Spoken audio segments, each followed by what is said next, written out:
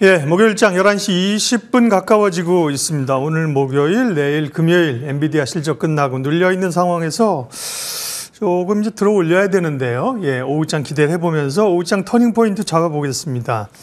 헤르메스 스타 하창한 본부장 오셨고요. 주식명가 MTNW 허반석 어드바이저 함께하겠습니다. 어서 들어오십시오. 안녕하세요. 예, 오늘 이야기 나눌 주제 첫 번째 내용부터 확인하겠습니다.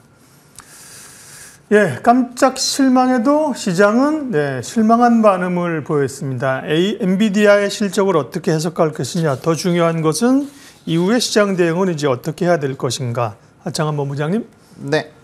일단은 엔비디아 실적은 뭐 나쁘진 않았습니다. 뭐 저는 개인적으로 좋았다라고 생각을 하는데, 근데 이게 이제 또 위스퍼 실적이라고 해서 이제 그들끼리 이제 속닥속닥 해서 말하는 그 실적이 좀 기대치보다 높았다라는 부분도 좀 있어요. 그러다 보니까 거기서 일부 좀 차익이 나왔고, 블랙웰 같은 경우가 1개월 지연으로 알고 있었는데 이게 4분기까지 좀 미뤄지니까 뭐 그런 것들이 조금 일부 영향을 준 것 같습니다. 무엇보다 이제 기자회견에서 이제 방송을 했죠. 근데 젠슨 황이 멘트를 거의 그 SAC에서 발표된 그 보고서 안의 내용을 거의 똑같이 읊었다라고 보시면 됩니다. 그나마 추가된 거는 뭐 애칭 냉각 관련된 부분에서 조금의 멘트가 있었고, 그래서 그런 것들에서 약간 좀 실망감이 나오면서 반도체들이 조금 무너지고 있는 상황인데, 저는 사실 기회라고 생각을 합니다. 그래서 좀 분할로 뭐 현재 가격대 부분부터 뭐 한 2, 3거래일 정도 뭐 나눠서 좀 분할 매수하시는 거 나쁘지 않다라고 보여지고 있고요.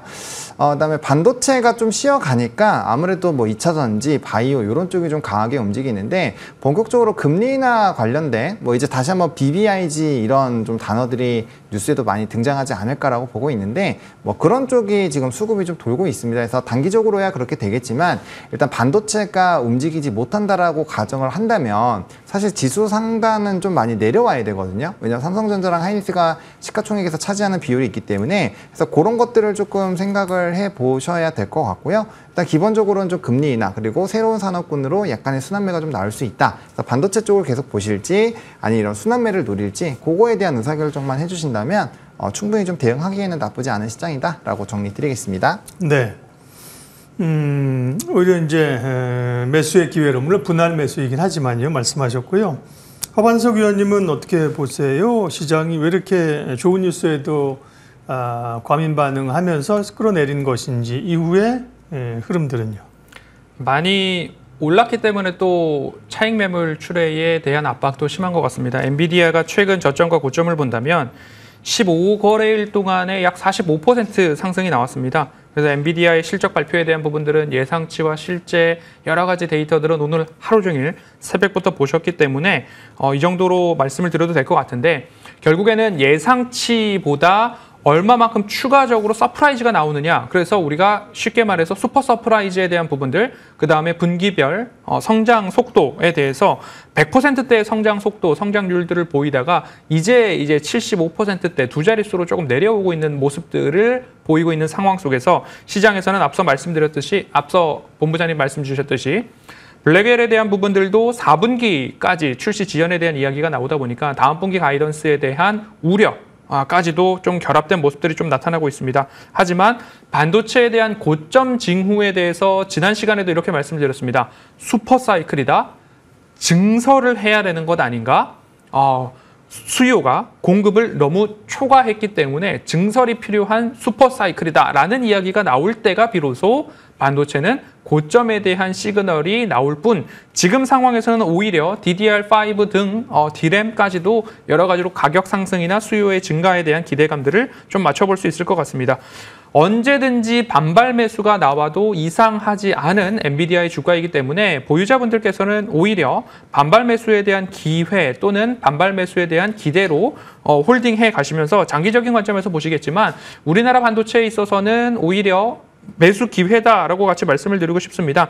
중기, 장기 또는 대형주, 소형주 모두 다 기회가 있는 곳은 차트상 저위험 구간에서 매집, 관점으로 봤으니까요. 제가 보고 있는 반도체 중에서는 원익 IPS 정도를 다시 한번 추세 저점에서 관심 가져보는 것도 나쁘지 않겠다. 그리고 늘 말씀을 드렸던 이수페타시스까지도 그리고 자람 테크놀로지까지도 차트상 저위험 구간이라고 한다면 오히려 매수의 기회로 좀 보시면 좋을 것 같고요. 시장의 방향성도 굉장히 중요할 것 같습니다. 외국인들의 선물 매수가 9거래일 연속으로 좀 들어왔습니다. 그러면 외국인들은 시장의 하방 베팅보다는 상방에 대한 시장이 지수가 조금 꺾이고는 있지만 결국엔 지수가 올라갈 수 있다는 가능성을 내포한 해치성 선물 매수를 9거래일 동안 이어오고 있다. 8월 13일부터 누적으로 본다면 2조 2천억 원 이상의 매수가 집계되고 있는 상황이기 때문에 제가 시장에 대해 말씀을 드릴 때 외국인들의 선물 누적 매수는 한번 반등을 시작하면 5에서 6조 원까지는 추세적으로 매수가 들어오는 기회 모습들이 나타났기 때문에 시장이 하방 지지의 가능성이 높지 여기서 꺾여서 내려갈 가능성은 조금은 약하게 보시고 이 정도 쉬었으면 코스닥이 7거래일 연속 하락이죠. 그리고 이 정도 쉬었으면 하방에 대한 기대감을 조금 더 높여가시는 투자 전략을 세워보심이 맞다라는 의견 드리겠습니다. 엔비디아 실적 발표 이후에 시장 그리고 반도체주 중심으로의 대응 전략을 세웠습니다. 다음 터닝포인트 이슈 보여주십시오. 예, 주주환원의 자율주행 또 대규모 투자까지 현대차가 어제 CEO 투자자 설명회 했잖아요. 관련해서 이제 주가는 이제 어제 좀 선반영해서 올랐고요. 오늘은 조금 주춤한 흐름들인데 하창원 본부장님 그 네. 내용 좀 해석해 주세요. 네, 뭐 일단은 장기 비전이 워낙 좋은 상황이어서 사실상 이제 본주보다는 좀 우선주들이 더 많이 오릅니다. 그래서 현대차 우선주를 보시더라도 전거래일에 4.76%, 오늘 장중에 6.82% 올라서 뭐 이거래일 만에 11% 정도 올랐고요. 주주환원 많이 하니까 우선주가 주목받는군요. 그렇죠. 네네. 게다가 똑같이 현대차의 주가랑 비교를 해봤을 때 가격이 거의 비슷한 상황이 온다라고 한다면 우선주가 조금 더 유리하죠. 왜냐하면 네. 지금은 우리가 이제 자동차에 대한 피크아웃 우려가 또 다시 한번 나오고 있고 또 대선 이후에 관세가 전 세계적으로 문제가 된다라고 한다면 자동차 같은 경우는 좀 판매나 이런 부분에서 이슈가 좀 생길 수가 있거든요. 그럼 그렇게 되면은 뭐 본주는 조금 쉬어가거나 아니면 천천히 횡보를 하거나 그런 움직임이 나올 수 있는데 뭐 우선주들 같은 경우는 뭐 그런 부분에서도 뭐 이제 요즘에 배당 매력이라든지 이런 쪽에 수급이 많이 돌고 있으니까 충분히 거기서 추가적인 관심도를 받을 수가 있다라고 보시면 될 것 같습니다. 그래서 뭐 현대차 뭐 EUV 같은 경우도 오늘 장중에 10% 올랐으니까 뭐 이 거래 만에 15% 거의 소형주처럼 올랐거든요. 그래서 그런 환원 정책에 대한 기대감이 워낙 높았다라고 보시면 될 것 같고 10년 동안 이제 총 120조를 투자를 하니까 장기 플랜이고 이게 앞으로도 좀 장기적으로 이슈가 나오지 않을까라고 생각을 하고 있습니다. 그리고 이제 TSR 개념을 조금 토탈 리턴 식으로 해서 이제 반영을 하는 거기 때문에 뭐 35%의 이런 수치 뭐 추가적으로도 높일 수 있으면 있을수록 더 좋을 거고요. 다음 사실상 밸류적으로도 굉장히 뭐 여전히 싼 거는 뭐 다들 알고 계시잖아요. 그래서 단기 눌림이 좀 강했던 부분에서 반도체가 좀 쉬어간다라고 한다면 뭐 이런 이제 자동차 관련된 부분에서도 매력도가 많이 부각이 될 수 있다. 다만 이제 관세 부분은 조금 머릿속에 넣어 놓으신 다음에 이런 좀 상황의 변화에 따라서 단기적인 변동이 나올 수 있다라는 거는 좀 체크를 해보실 필요가 있겠습니다. 네, 허반석 의원님과 말씀을 이어가겠습니다. 현대차도 이제 사실 고민은 있죠. 이제 전기차가 지금 수요가 둔화되기 때문에 전동화 전략에 있어서 속도를 어떻게 조절하느냐, 하이브리드 늘리겠다는 얘기를 했잖아요. 그런 게 수익성과 어떻게 연결되느냐 이런 것도 이제 관건인데요. 현대차 발표 내용과 함께 현대차 그룹주 가운데서 눈여겨볼 만한 기업 말씀해 주십시오. 네, 뭐 10년간 연구개발비 120조 이상, 120조 5천억 이상의 대규모 투자, 연구개발비는 54조, 시설 설비 투자 51조, 전략 투자 14조, 여러 가지 이야기를 하면서 3조 원 규모, 3년간 4조 원 규모의 자사주 매입까지도 이야기들이 나왔습니다. 그러니까 현대차는 주주가치 제고뿐만 아니라 투자에 있어서도 고삐를 늦추지 않겠다라는 이야기를 하고 있는데요. 그럼 투자자로서 어떤 종목들, 어떤 기업들, 어떤 섹터가 움직였는가 살펴본다면 자율주행이 움직였고요. 라이다, 인포테인먼트, 수소 이런 부분들의 종목들이 중소형주들이 조금씩 더 활발하게 움직임이 나타났었습니다. 이노 시뮬레이션 같은 경우에도 자율주행 관련된 부분 쪽으로 다시 시세가 붙으면서 상한가에 좀 잠겨있는 모습들이 나타나고 있는데요. 현대차, 기아, 그리고 고급 브랜드 제네시스까지 본다면 현대기아차가 북미 지역이나 해외에서 좀 인기받고 있는 쪽으로는 SUV 시장 쪽에서의 강자 흐름들이 좀 나타나고 있습니다. 그리고 하이브리드 쪽에서도 좀 강세, 흐름들이 나타나고 있고 제네시스는 고급 브랜드를 표방하고 있지만 가격적으로 봤을 때는 해외 시장에서 저렴한 가격 쪽에 속하고 있기 때문에 고급 브랜드인데 저렴한 가성비 쪽으로도 시장에서 공략을 하고 있는 상황이기 때문에 현대기아차가 목표한 해외 수출에 대한 부분들도 얼토당토한 이야기보다는 오히려 영업이익률을 좀 높여가겠다라는 목표까지 제시가 되었기 때문에 중장기적 관점에서는 다시 차트상 저위험 구간인 현대기아에 대한 공략 가능하겠다. 그렇다라고 한다면 대형주 쪽에서는 현대기아 중에서 저의 원픽을 꼽자고 한다면 기아 쪽을 보시면 좋을 것 같고요. 예. 중소형주 쪽에서는 자율주행에 대한 움직임들이 조금 더 강했죠. 그러면 다시 한번 현대 오토에버나 S&T 모티브까지도 우리가 좀 살펴볼 수 있겠다라고 말씀을 드리면서 오늘 시장에서의 흐름들을 본다면 최근에 거래 대금이 늘지 않고 있기 때문에 한쪽에서 레이더가 강했다, 자율주행이 강했다, 현대차 인베스터 데이 때문에 이론 섹터가 강했다라고 한다면 조금 빠른 차익 매물 출회가 나오고 있기 때문에 중소형주 단에서는 차익 매물 출회가 충분히 나온 이후에 다시 관심 가져야 될 포인트를 중소형주 단에서 자율주행 쪽으로 꼽아 보신다면 앞으로도 추세 저점에서는 반등이 충분히 나올 수 있는 섹터로 자율주행, 자동차 하면 자율주행 쪽을 관심 있게 살펴보셔도 좋겠습니다. 현대차 그룹주 내에서 눈여겨볼 만한 기업을 언급을 말씀을 해주셨습니다. 예, 다음은요. 터닝포인트 다음 주제 보겠습니다. 외국인 기관 매수, 2차 전지주, 네, 어떻게 볼 것이냐. 실적은 여전히 뭐 안 좋지만, 네, 기대감들이 있습니다. 확실히 2차 전지 시세 한번 보여주시겠어요? LG 에너지 솔루션이 6%고요. SDI가 5%. 대형주들이 지금 움직이기 시작하면서, 뭔가 확실하게 이제 좀 바닥을 잡고, 그것도 소형주가 아니라 대형주가 좀 올라가는 그 느낌들을 줍니다. 허반석 위원님. 네. 2차 전지 전략 알려주십시오. 2차 전지는 아주 이전으로 돌아가 보도록 하겠습니다. 감사보고서가 나온 이후부터는 우리가 2차 전지를 관심 가져야 됩니다라는 이야기 다시 한번 반복해 보고요. 그러면 왜 2차 전지냐라고 물음을 주셨을 때 반도체가 최악의 실적에서 주가가 최저점이었습니다. 같은 논리로 2차 전지도 최악의 실적일 때 주가가 최저점이었다라는 이야기를 다시 한번 반복해서 말씀을 드린다면 LG 에너지 솔루션의 실적 발표 이후에 실적이 쇼크였음에도 불구하고 주가는 반등 흐름들이 나왔습니다. 결국에는 이 정도면 최악의 실적에서 주가 최저점이다라는 이야기에다가 전기차 화재가 더욱더 나면서 LG 에너지 솔루션 같은 경우에는 BMS, 배터리 관리 시스템 쪽에서의 기술력 부각으로 추가 반등 흐름들이 나타나고 있습니다. 하방에 대한 견고한 지지가 35만 원, 32만 원 사이에서는 재차 반복되고 있다라는 점들 다시 한번 체크를 해본다면 저의 견해대로 중장기 투자에 대한 선호가 있으신 분들은 2차 전지를 최저점에서 매수를 해 놓으셨다라고 한다면 추세적인 반등에 대한 부분들, 업황에 대한 회복에 대한 부분들을 조금만 더 기대를 갖고서 좀 살펴보시면 좋을 것 같고요. 2차 전지 섹터 배터리 셀 업체를 보신 이후에는 제가 전고체 배터리를 콕 집어서 말씀을 드려왔습니다. 이 전기차 화재 때문에 추가적인 상승에 대한 모습들이 조금 일시에 반영이 되면서 주가가 빠르게 올랐다가 다시 쉬어가는 모습인데요. 자율주행은 자동차에서 관심을 갖고요.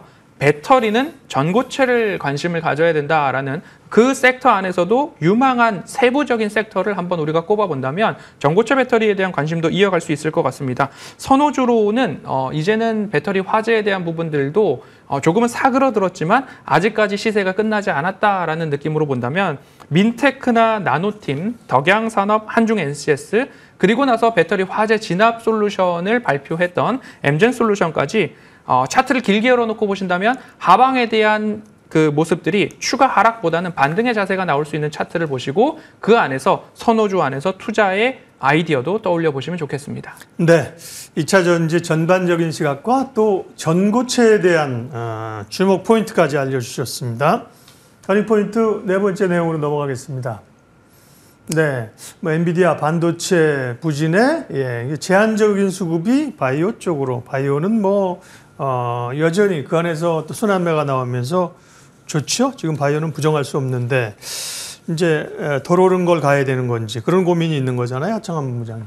네, 맞습니다. 근데 저는 이슈가 있는 쪽에서 플레이 하시는 것도 괜찮고, 네. 곧 금리 인하도 시작을 할 거니까, 전반적으로 제약바이오 쪽에서 좀 덩치가 큰 종목군들은 관심 있게 보셔도 괜찮지 않을까라는 생각을 합니다. 다만 이제 이벤트 플레이 하신다면은 지금 현재 시점은 유한양의 이제 9월 초에 폐암 학회가 또 있기 때문에 그 전까지는 조금 보실 필요가 있을 것 같고, 그 다음 번으로 넘어가면 이제 알테오젠 이슈 있고, 그 다음까지 보신다면 이제 CDMO 쪽이죠. 그래서 조금 더 안정성 나오고 미중 간의 이런 갈등을 보신다면 생물보안법 쪽으로 보시면 될 것 같고, 그게 아니면 이제 워낙 데이터가 많이 노출이 된 알테오젠을 보시는 것도 나쁘지가 않을 것 같습니다. 그래서 좀 덩치가 있는 종목군들로 보시는 게 일단 좀 좋다라고 말씀을 드리겠고요. 그 다음에 오늘 2차 전지도 시원하게 좀 올라가고 있는 걸 보면은 확실히 좀 성장주 쪽으로 자금의 유입이 좀 돌고 있는 것이 아닌가라고 보고 있습니다. 2차 전지도 마찬가지고 바이오도 마찬가지이기 때문에 그런 부분에서 본다라고 한다면 충분히 연속성을 좀 가질 거라고 생각을 하고 있고요.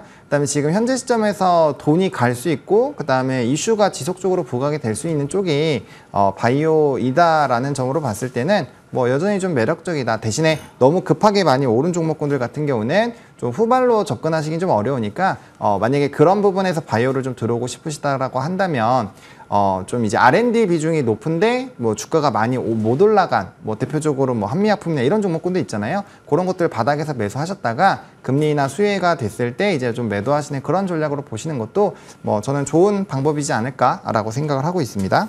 네, 터닝포인트 살펴보고 있습니다. 마지막 주제는 관심 종목 살펴보는 코너죠.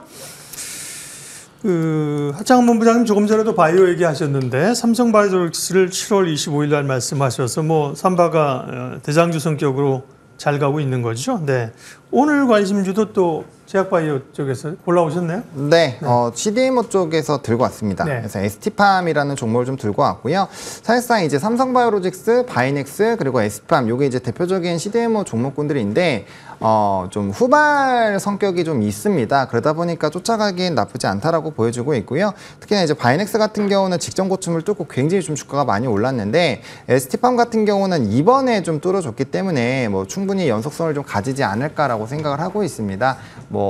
CDMO 쪽에서는 생물보안법을 빼놓고 얘기할 수가 없기 때문에 그 관련된 이슈들은 적어도 11월까지 계속 진행이 될 거고, 일단은 미중 간의 갈등 그리고 보호무역주의가 강화가 될 거기 때문에 아마 로비를 아무리 하더라도 진행이 되는 방향으로 일단은 좀 진행을 할 거고, 거기에 따른 반사 수혜가 좀 기대가 될 겁니다. 그러다 보니까 이제 글로벌 기업들이 원료라든지 이런 또 선택을 달리하고 있는데, 거기서 이번에 좀 한번 또 선택을 받은 부분이 있고요. 그러다 보니까 실적적인 부분에서 턴어라운드 기대감이 상당히 높아지고 있고, 수주잔고도 넉넉하게 있기 때문에 중장기적으로는 이런 실적에 대한 턴어라운드까지 좀 노려보실 수 있지 않을까라고 보고 있습니다.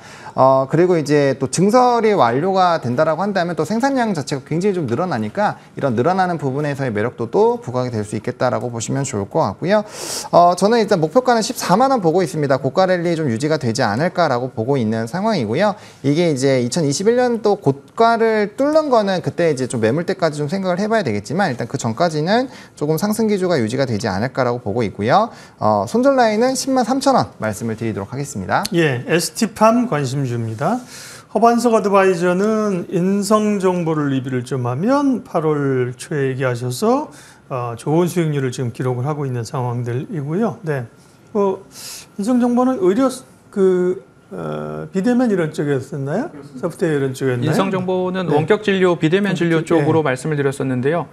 지금 의료노조 파업에 대한 이야기가 이제 타결 쪽으로 들어가면서 비대면 진료에 대한 이슈가 소멸됐다. 그래서 조금 추가 하락이 나오는데요. 목표가를 3,000원 말씀을 드렸는데 27일 화요일 날 2,980원에서 고점을 형성을 한 모습입니다. 아무쪼록 좋은 수익 내신 분들 축하드립니다. 네.